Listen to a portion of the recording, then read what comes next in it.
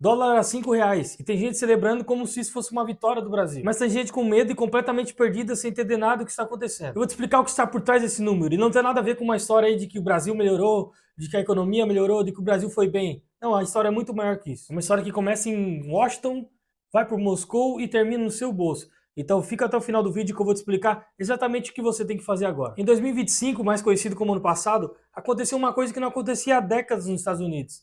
Os juros da dívida pública dos Estados Unidos, que seria o que eles pagam de juros ali pela dívida, chegou quase a US$ 1 trilhão por ano.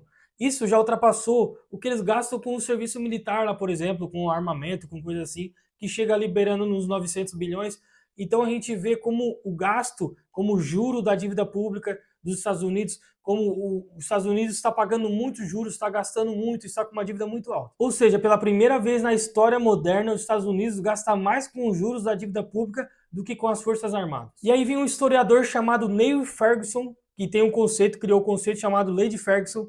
Ele estudou alguns países, as maiores potências que tiveram no mundo, estudou a Espanha, estudou a França ali antes da Revolução, estudou o Império Otomano, Romano. Ele encontrou o padrão. Quando uma grande potência gasta mais com dívida, com juros da dívida, do que com segurança, ela não dura no topo por muito tempo. Eu não estou dizendo que os Estados Unidos vai quebrar amanhã, do que a grande potência dos Estados Unidos, a hegemonia dele vai acabar. Não, não estou falando isso. Eu estou falando que está mudando alguma coisa estrutural. E o mercado de câmbio já percebeu isso. E aí que entra um dilema do Fed lá nos Estados Unidos, que é o Banco Central dos Estados Unidos, porque quando existe uma dívida muito alta, assim, você entra num ciclo que os economistas chamam de armadilha da dívida. Porque aí vence um título, os Estados Unidos emite outro título para refinanciar a dívida ali, e isso depende da taxa de juros do Fed. Porque se o Fed aumenta os juros ali a cada 0,25% de aumento na taxa de juros para controlar a inflação ali, é o que a gente vê acontecendo aqui no Brasil, a taxa de juros aumenta, a taxa Selic aumenta para controlar a inflação lá, é a mesma coisa. Eles aumentam a taxa de juros lá para controlar a inflação e cada vez que aumenta 0,25 são mais de 100 bilhões de aumento na dívida dos Estados Unidos. E aí também tem aquela questão de se o Fed começa a cortar os juros, a inflação começa a subir. Só que talvez seja uma jogada que esteja acontecendo nos Estados Unidos, principalmente isso, porque eles estão deixando a inflação subir. Para que a inflação subindo, o poder de compra começa a diminuir. $1 hoje já não compra mais $1 amanhã, por exemplo. Então, enfraquecendo a moeda, a dívida começa a ser um pouco menor. Não entre aspas, não nominalmente, mas em realmente, né? Que a gente fala. Porque se eu pago 100 bilhões de dólares com o valor que é o dólar agora, se o dólar tiver desvalorizado, eu vou pagar 100 bilhões, mas o poder de compra é um pouco menor. Não sei se você conseguir entender. Mas com dinheiro valendo menos, teoricamente, a dívida é um pouco menor, entendeu? Então, talvez essa seja a jogada dos Estados Unidos, esteja querendo fazer todas essas questões, a gente vê todo esse negócio aí de guerras e conflitos e taxação, não sei o quê, talvez seja propositalmente para desvalorizar a moeda e que enfraquecendo a moeda talvez fica um pouco melhor de pagar, né?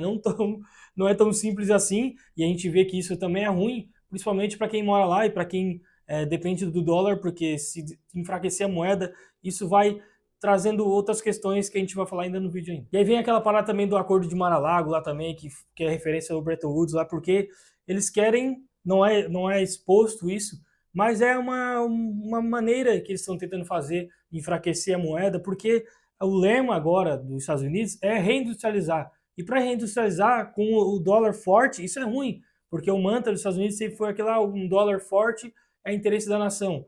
Só que, falando em reindustrializar, não tem como fazer reindustrializar de uma maneira eficiente com dólar forte, porque não tem como tu combater com os produtos asiáticos, principalmente os produtos chineses, que são mais baratos, com dólar muito caro, fica difícil para te fazer isso. Então é mais um motivo dessa intenção mesmo de desvalorizar o dólar, que a gente vê como no curto prazo talvez seja meio ruim, mas talvez para segurar a dívida, talvez para reindustrializar, seria um movimento que para eles é interessante, para quem está lá na frente, para o governo, para o Fed, é o melhor a se fazer, porque quando a gente chega num nível de dívida assim absurdo, a gente tem que fazer alguma coisa, e pelo estudo dos economistas deles lá, eles acham que é o certo a se fazer, por isso que a gente viu toda essa questão da taxação lá, principalmente lá no Liberation Day, aquela que aconteceu ano passado, ele começou a taxar todo mundo, taxar os países tudo, daí a gente viu uma movimentação na bolsa, e eles pararam e eles voltaram atrás, porque a gente vê que os bancos centrais do mundo não veem isso com bons olhos. Porque se eles têm títulos americanos, os treasuries americanos, e tá desvalorizando, pô, não compensa mais eu ter dólar ali se a intenção deles é desvalorizar. Por isso que a gente viu também agora um aumento no ouro, a gente viu que o ouro subiu muito e foi para patamares altíssimos, porque os bancos centrais estão começando a fazer o ouro como reserva de valor de novo, aumentar, porque eles achavam que o dólar era uma reserva de valor. Eles confiavam no dólar, porque o dólar tem aquela intenção de sempre ser forte, não queria desvalorizar, só que agora é uma intenção dos Estados Unidos desvalorizar, então a gente vê essas questões, por isso que a gente vê o ouro subindo muito. Por que vocês viram o ouro subindo muito? Ah, por que está subindo? Por que está todo mundo comprando? Cara, exatamente por isso. Os bancos centrais começaram a ver, o dólar não é mais tão seguro assim, então vamos fazer uma caixinha aqui de ouro, porque o negócio tá ficando feio. Mas antes que você ache, então, vou vender tudo que eu tenho em dólar, ainda bem que eu não investi fora, ainda bem que eu não comprei nada em dólar, ainda bem que eu não tenho Bitcoin, eu não tenho outras coisas, não tenho stablecoins, por isso que ainda bem que eu não comprei nada, não comprei S&P, não comprei nenhum ETF do S&P. Não é bem assim, cara. Eu não acredito que o dólar vai quebrar, vai acabar e vai acontecer o que aconteceu com o euro, com a libra, com o marco alemão. Não, eu não acredito nisso, porque quando aconteceu, por exemplo, o que aconteceu com a libra no passado, pô, já tinha os Estados Unidos forte ali, uma moeda forte, e aí a gente viu que só aumentou, só potencializou mais os Estados Unidos naquela época.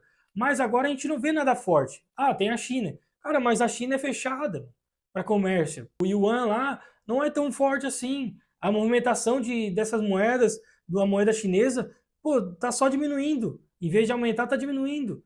Talvez a gente teria que ver um país forte como a China, só que com uma moeda aberto para todo mundo, com um mercado aberto para te comprar. Tu não consegue investir na China, não consegue comprar ações da China, empresas lá da China, não sei de Hong Kong.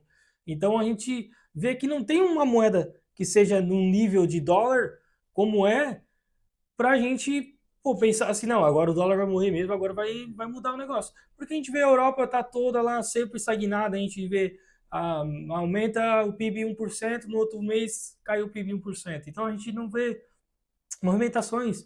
A Europa está muito estagnada por essas questões de industrialização ali, meio ambiente, não sei o quê. Estão mandando tudo para a China e a China não está nem aí, está tacando fumaça, chaminé, enquanto a Europa está lá em preservação global e aí está estagnada daquele jeito, não consegue se erguer, não consegue se industrializar. E também nós ainda vemos mais de 80% das movimentações globais, de comércio global, é em dólar ainda.